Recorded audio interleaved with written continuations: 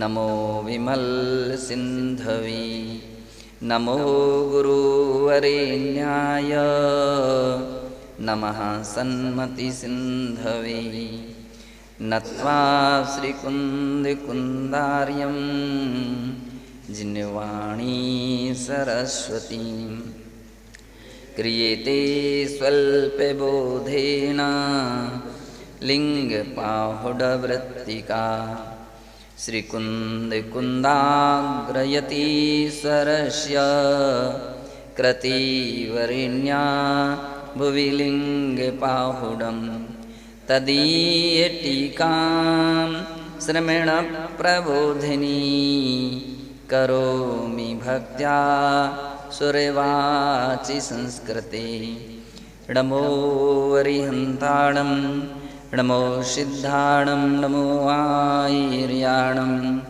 नमो वज्झायाणं नमो लोये सवेसां। जय बोलिए अनंतानंत सिद्ध परमेष्ठी भगवान की। देवाधिदेव श्री ऋषभनाथ भगवान की। विश्ववंदनीय श्री महावीर भगवान की। परम पूज्य वात्सल्य रत आचार्य श्री कुंद कुंद देवी की। परम पूज्य वात्सल्य रत्नाकर गुरुदेव आचार्य श्री विमल सागर जी मुनि महाराज की। परम पूज्य तपस्वी सम्राट गुरुदेव आचार्य श्री सन्मति सागर जी मुनि महाराज की। अहिंसामय विश्वधर्मी की।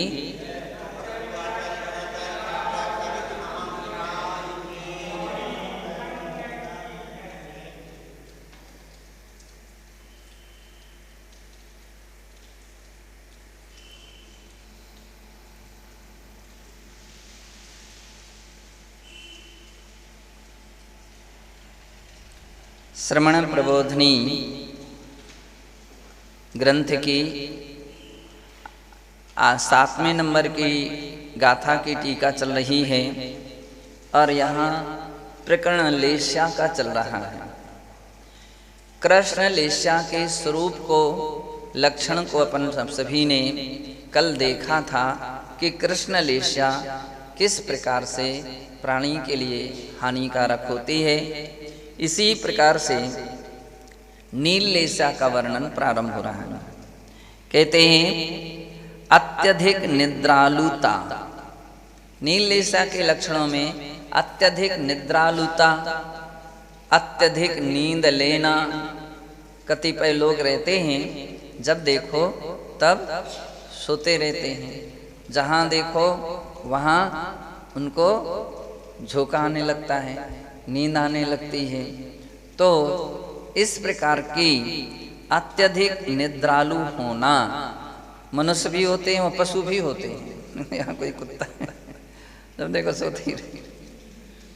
तो कह रहे हैं कि ऐसी किस्म के मनुष्य जो सर्वाधिक मात्रा में नींद लेते हैं, यानी नींद लेना भी एक ज्यादा नींद नील लेस्या का लक्षण है। कहते हैं सामान्य तौर पर यहाँ पर उम्र से भी ध्यान में रखना चाहिए। एक छोटे बच्चे होते हैं तो बोले छोटे बच्चे जो होते हैं वे आम तौर पर 20 से 22 घंटे सोते हैं, 2 से 4 घंटे जगते हैं। लेकिन इसका मतलब नहीं कि उनकी नील लेस्या है। ये कुछ उम्र का भी असर और प्रभाव रहता है। बोले उससे भी कुछ आगे व्यक्ति बढ़ते हैं तो फिर वे 16 से 20 घंटे जो बचपना रहता है, शैशव अवस्था रहती है, तो शैशव अवस्था में इतनी स्थिति रहती है। बाल्य अवस्था में फिर 14 घंटे व्यक्ति सोता है, 10 घंटे जगता है। और फिर धीरे उम्र आती है, युवा अवस्था में बतलाते 6 घंटे व्यक्ति सोता है, 18 घंटे जागता है।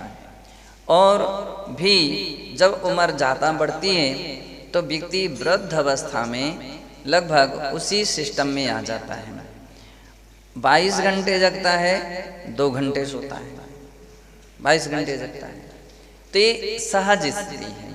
दूसरी बात ये है कि साधना काल में साधक जो रहते हैं, योगी जन रहते हैं, तपस्वी जन रहते हैं, वे चिंतनशील रहते हैं, चिंतनशील रहते हैं। विचारशील व्यक्ति बोलते हैं, दो व्यक्तियों को नींद कम आती है, एक चिंता वाले को और एक चिंतन करने वाले को। जिस गृहस्थ के लिए चिंता बहुत सता रही है, चिंतित है, तो उसको नींद नहीं आती है, कम आती है। दूसरी जो चिंतनशील हैं, ध्यानशील हैं, तो ऐसे चिंतनशील साधुओं के लिए भी नींद कम आती है। शास्त्रों में कहा गया निद्रा जयी योगी जन होते हैं। धन्य है वे योगी कि जो सोते ही नहीं, सोते नहीं, और फिर भी कोई बीमारी नहीं है उनको, कोई रोग नहीं है, ऐसा अनिद्रा नाम का रोग नहीं है, लेकिन चिंतन में, ध्यान में इतने लीन रहते हैं तो उनको नींद नहीं आती है। तो निद्रा जयी होते हैं, वे नींद नहीं लेते हैं। तो आचार्य महाराज ने यहाँ पर कहा कि सहज मात्रा में, उचित मात्रा में नींद लेना तो ठीक है, लेकिन अति निद्रा जो होती है, अति निद्रालु, वह नील लेस्या का लक्षण है।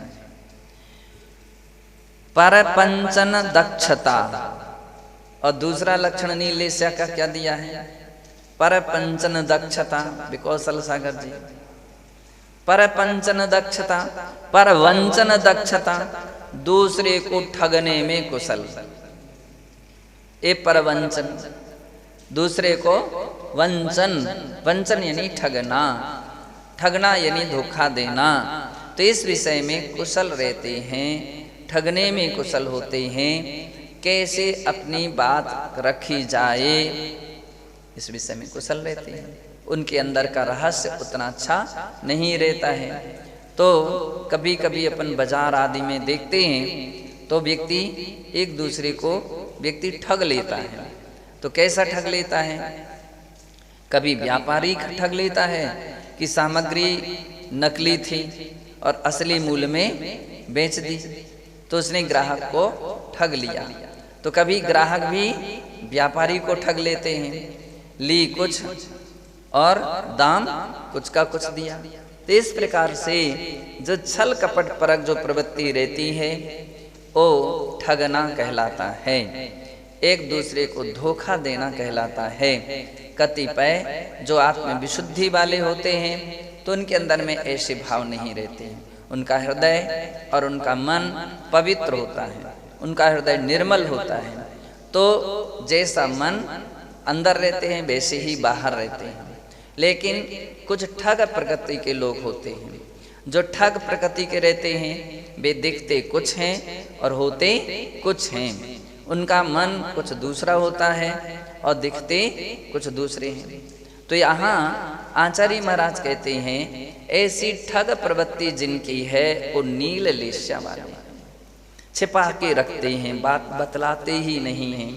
बहुत सारे लोग ऐसे रहते हैं, बात को छिपा करके रखना, बात को छिपा छिपा करके रखोगे, दूसरे के लिए धोखा की दृष्टि में रखोगे तो नील लेस्या मानी जाएगी आपकी।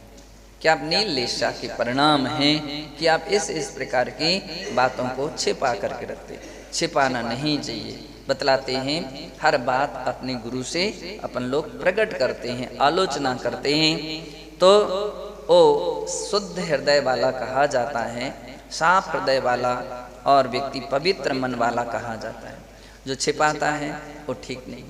दूसरी बात यह है, बहुत सारे लोग इसलिए छिपा करके रखते हैं कि हम यदि प्रकट कर देंगे, हम बतला देंगे किसी की बात, तो फिर क्या हो जाएगा? उसकी दृष्टि से गिर जाएंगे, उसके विश्वास से गिर जाएंगे, उसका व्यवहार हमारा टूट जाएगा। तो आप सोचो तो सही, आप इस विषय में तो इतना सोच लिया कि हम दृष्टि से गिर जाएंगे, विश्वास से गिर जाएंगे, लेकिन ये नहीं सोच रहे हो कि इतने समय तक जो कलुषता हमारी बनी रहेगी तो इससे कर्म का आश्रय बंद कितना हो जाएगा, हैं? कितना कर्म का आश्रय बंद होगा। तो ये व्यक्ति नहीं सोचता है। तो सत्य है, ये विचार करना चाहिए। अगर इतना विचार दिल दिमाग में आ जाए तो व्यक्ति कोई बात किसी को छिपा नहीं सकता, किसी को कोई ठग सकता नहीं है कि हम नहीं बतलाएंगे, पेट में रखे रहेंगे तो कर्म का आश्रय होगा, कर्म का बंध होगा, हम धोखेदायक कहलाएंगे, हमारा दुनिया कोई विश्वास नहीं रखेगी। तो इसलिए कहते हैं कि कोई बात छिपाना नहीं, किसी को ठगने के भाव नहीं रखना चाहिए, किसी को धोखे में रखने के या धोखा देने के भाव नहीं आना चाहिए। और कहते धन धान्य संग्रह से तीव्र लालसा। नील लिस्सा वाले के लिए तीसरी बात क्या है? धन और धान्य के संग्रह करने की तीव्र लालसा रहती है, उसकी भावना रहती है और रखते जाओ, मिलता जाए, रखते जाओ, तो ऐसी भावना लालसा बनी रहती है। वस्तु हो या ना हो, तृष्णा भाव मन में बना रहता है। तो आचार्य कहते हैं एताहा नीललेस्या लक्षणाः लक्षणभूता ति प्राकृत पंच संग्रहे निरूपितम। इस प्रकार के लक्षण पंच संग्रह नाम के ग्रंथ के पहले अध्याय की 146वीं गाथा में कहा है। राजवार्तिकानुसारम, और राजवार्तिक के अनुसार और भी लक्षण दिए हैं। वहाँ दूसरे अध्याय के 22वें सूत्र के 10वें वार्तिक में कहा आलस्यम। पहला नीललेस्या का लक्षण दिया आलस्य, आलस्य भाव, शुभ कार्य में जो प्रमाद आता है उसका नाम है आलस्य। दूसरी भाषा में कहा गया अकुशल वृत्ति। जब आलस्य सताता है तो अच्छे कार्यों में मन नहीं लगता है, आलस्य सता रहा है। तो क्या सुन रहे हैं, कितना सुन रहे हैं, कितना नहीं सुन रहे, कोई समझ में आ रहा, क्या समझ में नहीं आ रहा। तो ये बातें आलस्य जिसके अंदर में आएगी वो ना कोई सुन सकता है, ना कोई समझ सकता है, ना कोई कुछ पढ़ सकता है, तो उसका लक्ष्य ही उतना नहीं रह पाता है। आलस्य आता ही नहीं कारण से। यदि हम पूरा जोर देने लग जाएं, पूर्ण रूपेण सावधान होने लग जाएं, प्रयास करने लग जाएं, तो ऐसा नहीं कि आलस्य का कोई इलाज ना हो, आलस्य का भी इलाज है। पूर्ण सावधानी रखने के कारण से आलस्य दूर किया जाता। अपन कभी कभी देखते हैं किसी को ज़्यादा नींद आती है, जब नींद आती है तो आंखें नीचे नहीं करता है, आंखें ऊपर करता है और यहाँ वहाँ देख करके वो अपनी निद्रा को तोड़ने की कोशिश करता है। आपको नींद आ रही है और आंखें नीचे किए हो तो निश्चित है वे और झपक जाएंगे। आपको नींद आ रही है और आप झुक करके बैठ जाओ तो निश्चित है और नींद आएगी। तो ले स्टिकता से बैठिए, यहाँ वहाँ देखने की कोशिश कीजिए, पानी आदि से अपनी आंखों को भिगो लीजिए। तो ऐसा करने से उपयोग लगाइए, क्या बात कही जा रही है, क्या बतलाई जा रही है, क्या पढ़ी जा रही है, क्या सुनाई जा रही है। तो इस दिशा में प्रयास करने से उन सब निद्रा को, आलस्य को दूर किया जा सकता है। एक जगह कहा गया है आलस्यस्य कुतो विद्या, आलसी व्यक्ति के अंदर में विद्या नहीं आ सकती। तो बोले जो आलस्य का त्याग करता है उसको विद्या आती है। आलस्य नीललेस्या का लक्षण है, विज्ञान हानि, और दूसरी है विज्ञान हानि यानी मूर्खता, विवेक विहीनता, सोच ही नहीं पाते, समझ ही नहीं पाते। एक ग्रंथ में कहा गया है कि ज्यादा नींद लेने वालों को भी, एक तो नशा करने वाले और एक ज्यादा नींद लेने वाले, दोनों व्यक्तियों के पास विवेक की हीनता रहती है, सोचने समझने की क्षमता ज्यादा नहीं रहती है। तो बतलाते वो भी एक नशा है, जो शराब आदि पीते हैं और नशीले सामग्री का सेवन करते हैं, तो एक नशा वो है। दूसरा नशा क्या है? बोले नींद का भी नशा है। जब व्यक्ति नींद में रहता है, आलस्य में रहता है, प्रमाद में रहता है, तो वह भी अच्छी तरह से कोई विषय को सोच नहीं पाता है, समझ नहीं पाता है, इसलिए कदम कदम पर वह असफल हो जाता है। तो इसलिए कहा गया है मूर्खता है। ये नील लेस्या का लक्षण है। कार्य अनिष्ठा, कार्य अनिष्ठा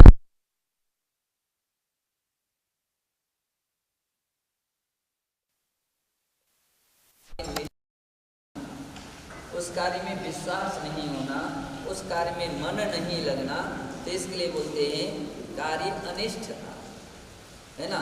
जब कार्य में मन ही नहीं लग रहा है, श्रद्धा ही नहीं है, विश्वास नहीं है, तो व्यक्ति उस कार्य में सफल नहीं हो सकता। तो एक नील लेस्या का लक्षण दिया है, कार्य अनिष्ठता, अनिष्ठा।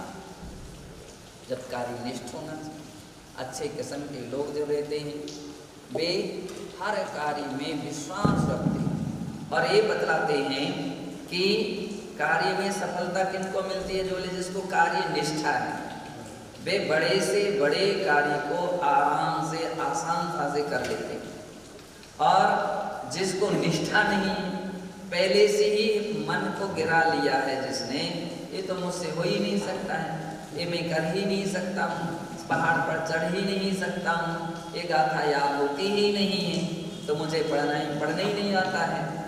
तो जिसने ये पहले से अपनी उत्साह शक्ति को छीन कर दिया है, तो अब वो व्यक्ति निश्चित असफल ही रहेगा, उस दिशा में सफल नहीं हो सकता। और जिसने निष्ठा बनाई नहीं, क्यों नहीं याद हो सकता, मैं भी कोशिश करूँगा, याद हो सकता है, मैं भी पढ़ने की कोशिश करूँगा, मुझे पढ़ना बनेगा मुझसे, क्यों नहीं बनेगा। सब लोग पढ़ सकते तो क्या मैं नहीं पढ़ सकता, सब पहाड़ चढ़ सकते तो क्या मैं नहीं चढ़ सकता। तो जिसके अंदर में उस कार्य में निष्ठा रहती है, उत्साह रहता है, रुचि और लगन रहती है, वो व्यक्ति सफल हो जाता है। पर देखते हैं कि जो बिल्कुल नहीं पढ़ पाते थे वो आराम से पढ़ने लगे, और जो पढ़ते थे उनकी निष्ठा नहीं होने से वे क्षीणता की ओर चले जा रहे थे, है ना। तो कभी तुलनात्मक करेंगे तो आचार्य महाराज कहते हैं कार्य निष्ठा में असफल है।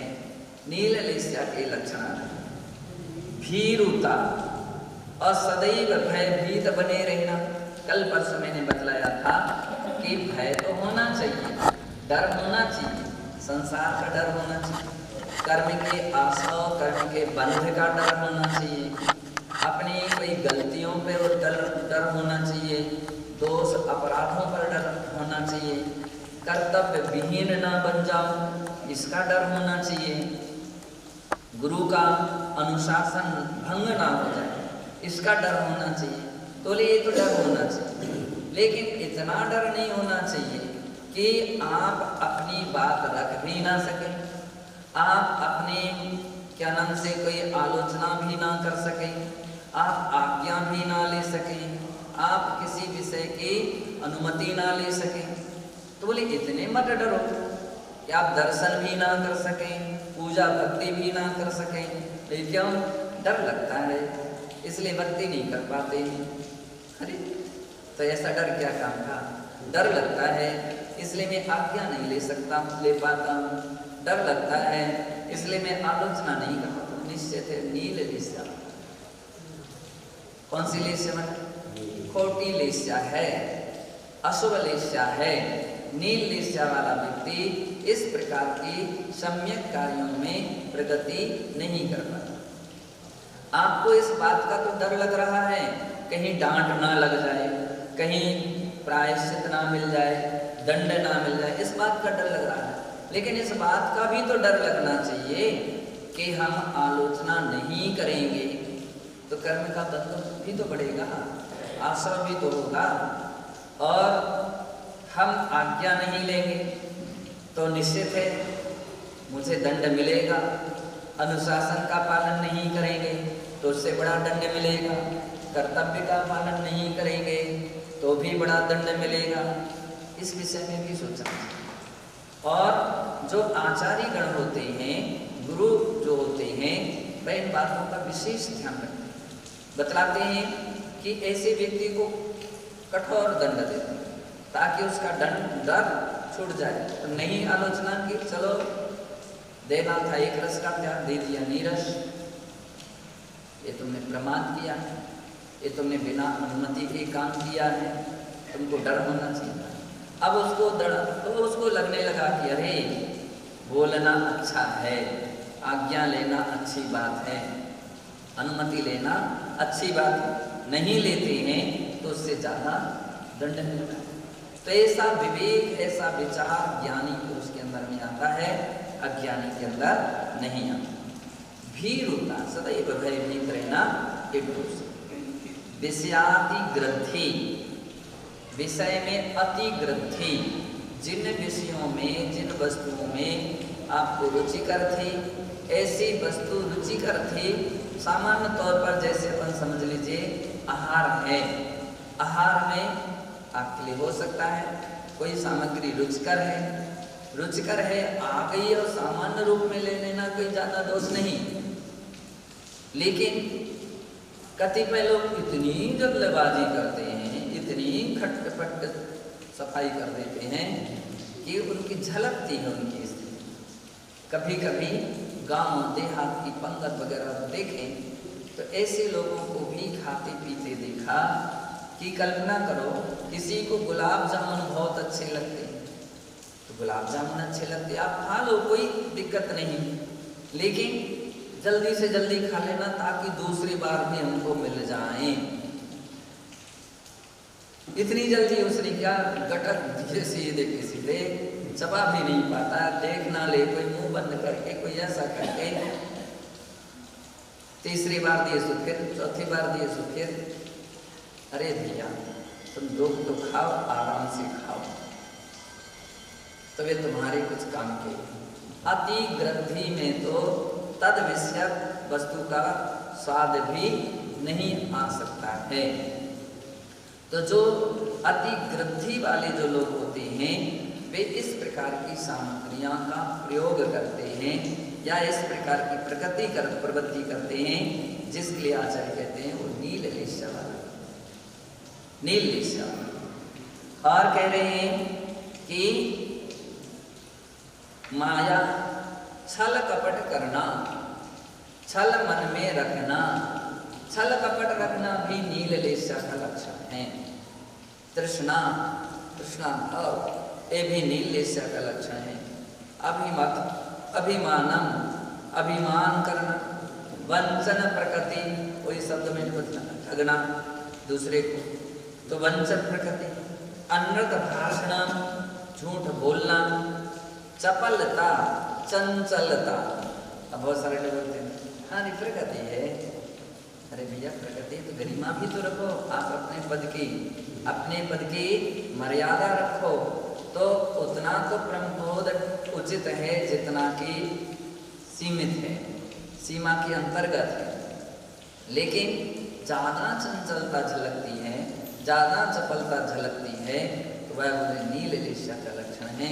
कोई भी व्यक्ति आ गया उसी को देखने लगे, बार बार उसी का देखते रहे, स्वाध्याय चल रहा है, आपकी सामायिक चल रही है, आपका प्रतिक्रमण चल रहा है, उस ओर ध्यान ही नहीं है ना, तो इसका मतलब आपने धर्म की कीमत कम की है और अधर्म, उससे तो कोई धर्म था नहीं तो उसकी कीमत ज़्यादा कर ली है।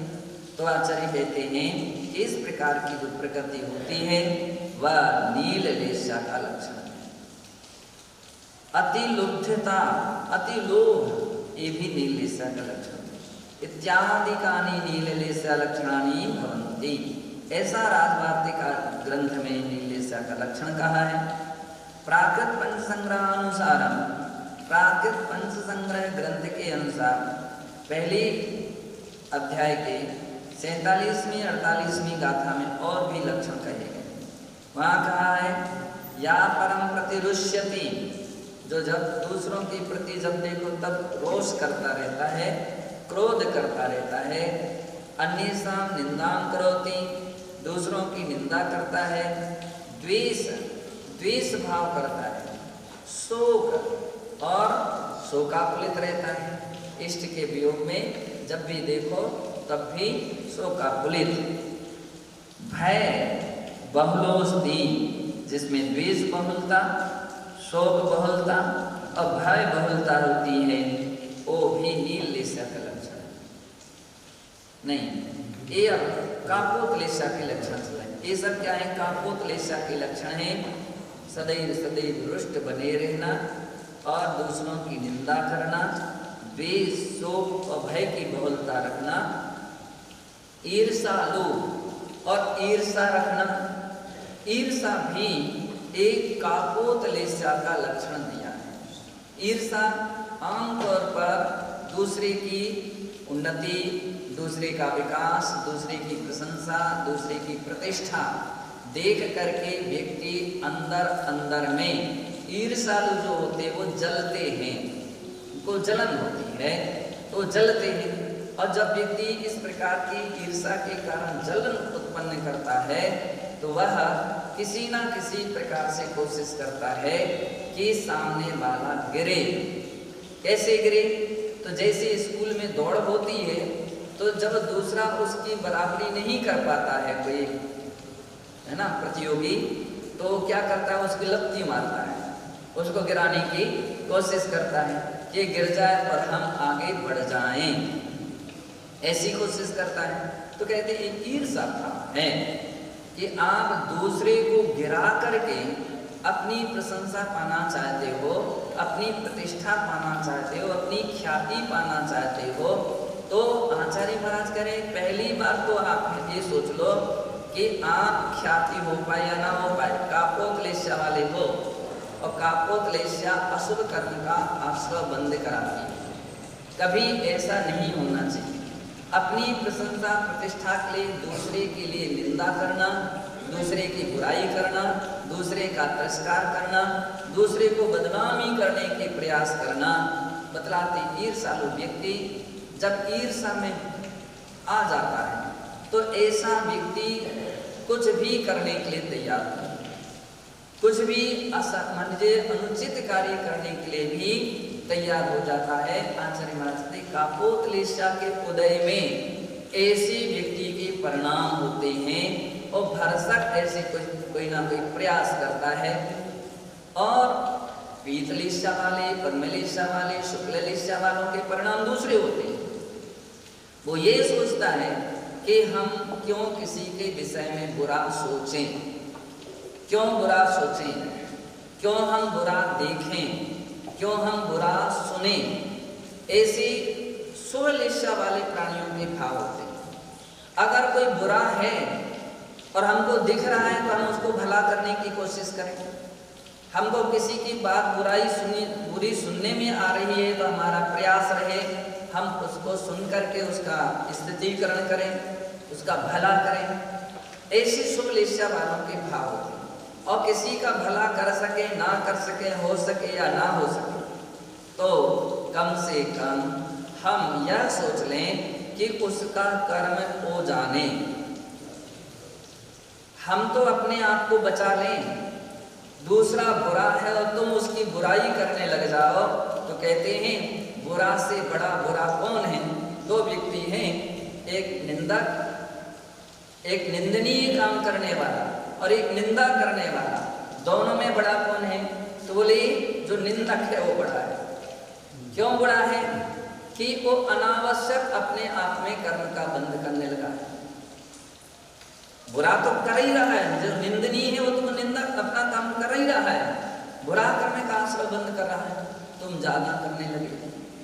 तो निंदक जो है वो ज्यादा हानिकारक है।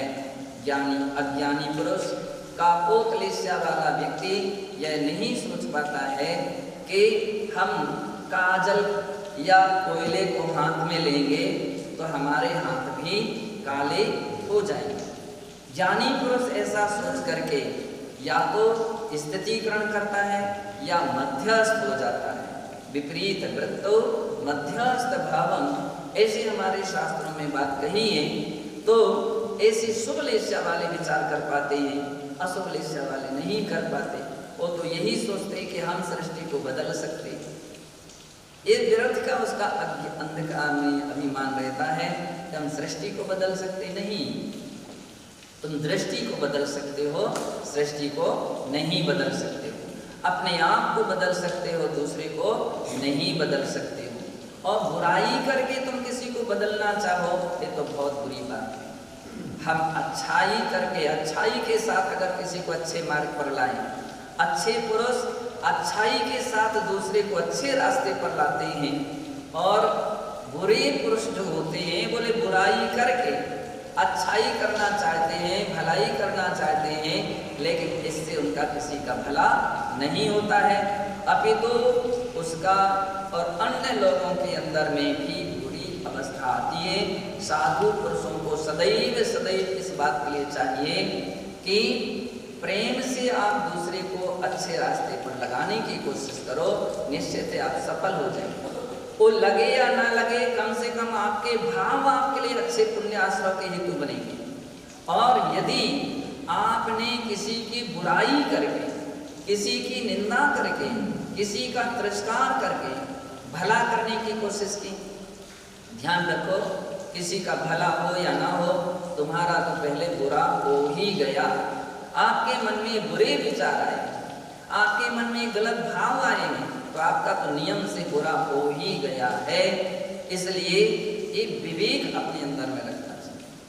कापोतलेशा के उदय में विविक्ति विवेक शून्य हो जाता है, और यदवा तद्वा जो आता है वो बोलने की कोशिश करता है, ऐसे काम करने की कोशिश करता है। आचार्य महाराज कहते हैं कि कापोतलेशा है। तो ईर्षा कापोतलेशा का परिभावरता, और कह रहे हैं कि अगला लक्षण क्या दिया है कि पराभव, दूसरों का पराभव, यहाँ पर सुधार करना चाहिए, पराभवरता, दूसरे का पराभव करने की कोशिश करना, दूसरे के गिराने की कोशिश करना, दूसरे की बुराई करने की कोशिश करना। और आत्म प्रशंसकश्च, दूसरे को गिराने का अर्थ ही है कि अपनी प्रशंसा पाने के लिए व्यक्ति ऐसा करता है। आज का समय एक ऐसा हो गया है कि स्वयं हाईलाइट होने के लिए वो दूसरे के लिए गिराने की कोशिश करता है। ये ऐसा है तो बतलाना चाहता मैं ऐसा नहीं हूँ, लेकिन ये नहीं मालूम उसको कि हम एक उंगली उसके लिए उठा रहे हैं कि वो ऐसा है तो वो एक गुना ऐसा है, तो तुम कितने गुने हो? 3 उंगली तुम्हारी ओर जा रही हैं, तुम 3 गुने ऐसे हो। इस ओर भी देखें तो व्यक्ति की नील लिशा कापोत लिशा छूट सकती है। नहीं देखता है तो कहते कापोत लिशा वाला है। या पराना विश्वसती या स्तुति प्रिया, कह रहे हैं जो दूसरों पर विश्वास नहीं करता। बहुत सारे लोग ऐसे भी हैं विश्वास ही नहीं, कहीं ना कहीं तो विश्वास करना ही पड़ेगा, किसी ना किसी पर तो विश्वास करना ही पड़ेगा।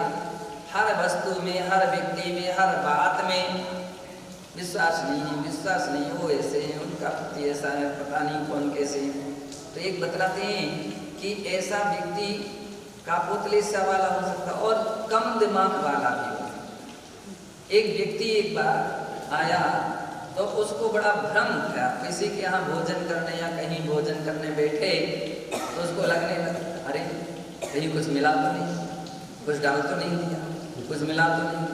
अब इस भ्रम और भ्रांति के कारण भोजन भी नहीं कर पा रहा, तो उसको समझाया गया कि तुम ऐसा ही भ्रम करते रहोगे, ऐसा ही भ्रांति करते रहोगे दूसरों पर, तो खाली पेट कौन रहेगा? तुम ही रहो, भूखे तुम ही रह रहे हो। विश्वास रखो कि नहीं, कुछ नहीं मिला है, किसी ने कुछ नहीं ऐसा गलत किया है, तो उसके विश्वास रखोगे तो आप निर्भ्रांत हो जाएंगे, दूसरा भी स्वस्थ रहेगा, आप भी स्वस्थ रहेंगे। तो विश्वास भी अपने लिए करना चाहिए।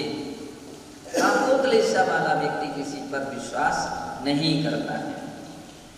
और कहते हैं या स्तुति प्रिया, कुछ चापलूसी किस्म के लोग रहते हैं, गंगा गए गंगादास, जमुना गए जमुनादास, इनके सामने बैठे सो इन जैसी करने लगे और उनके सामने बैठे सो उन जैसी कहने लगे।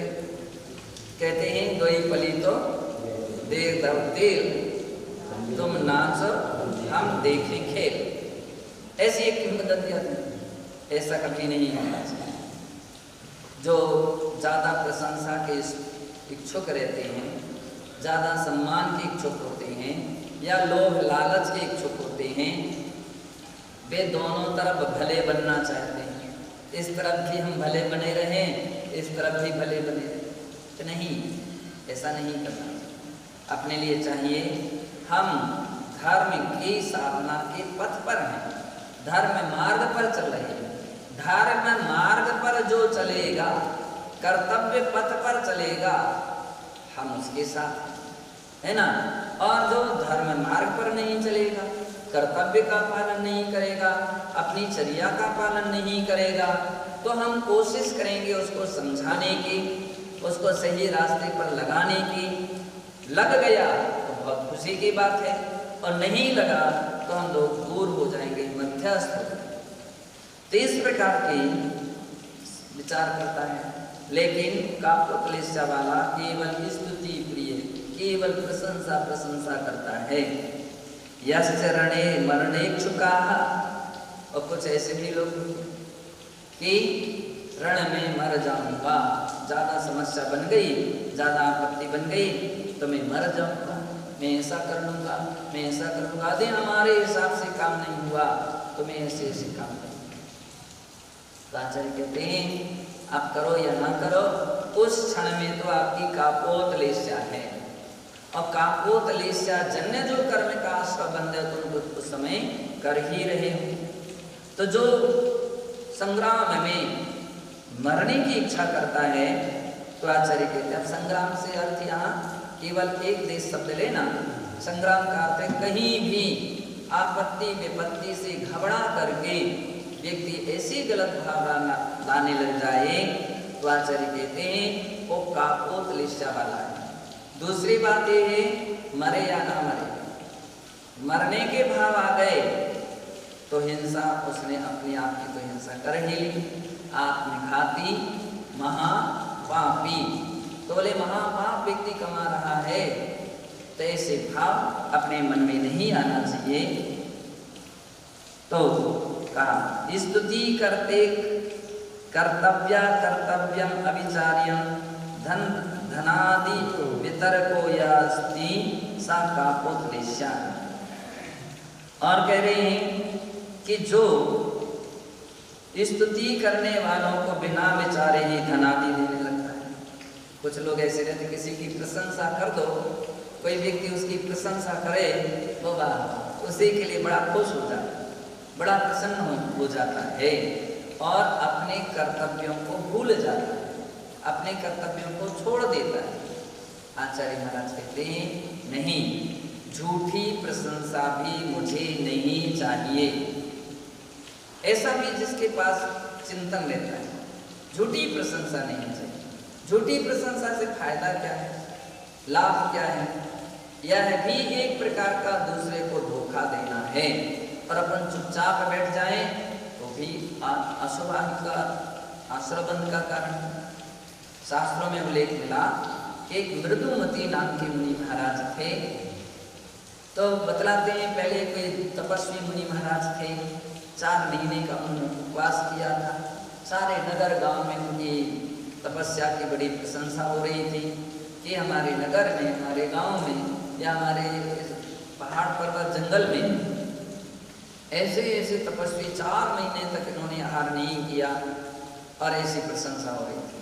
बतलाते हैं चातुर्मास जब पूरा हुआ तो महाराज तो धीरे से मान लीजिए बिहार कर गए दूसरे नगर की ओर, और उसी समय दूसरे मुनि महाराज वहाँ पर आ गए। वे बैठ गए। लोग तो समझ नहीं पाए कि वही महाराज हैं कि दूसरे हैं।